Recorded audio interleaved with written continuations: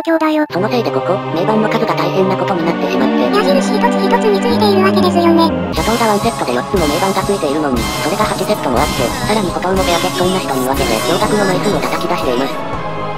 名盤の枚数も狂ってるけど、一番狂ってるのは、それを全部撮影した旅トラだと思う。確かにそうですね。すごく楽しかったです。その上で疑問点がある人は述べなさい。シャトーの名盤の画質はどうにかならなかったんですか？使っているカメラではちょっと厳しかったです。てか現在の名盤は汚れとか色あせとかでそもそも。いきなり名盤シーンから動画が始まった理由は？そういう気分だったからです。名盤の枚数が多いならまとめて流せばいいのに、全部1枚ずつ流して尺稼ぎした理由は？それもそういう気分だったから。フリー時代で視聴者に理解させる気のない動画を作り出すの。いい加減同意先取って彼女が散々振り回した。私たち。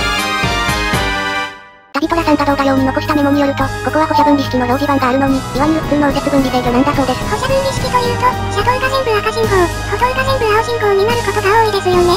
右折分離制御でなぜ歩射分離式の表示板が？実は右折分離制御も歩射分離式の一種なので、間違ったことを言っているわけではないんですよね。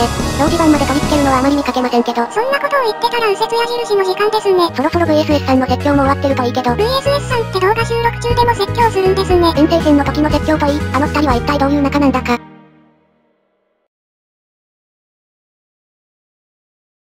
戻ってまいりました。お待ちしておりました。今回紹介した交差点は常磐線の泉駅から近いので、興味のある方は立ち寄ってみてはいかがでしょうか。特急列車も止まるからアクセスは良さげね。で、我々は次のいわき市の信号機の動画に出演する予定です。またこの4人で収録するんですか？編集者が4人いると大変って言ってるから、2人実況になるかもね。誰が出てくるのかお楽しみに、ってところですね。そんな感じです。そろそろあの人も動画出演するかな？どうだろう、忙しいって言ってるからな。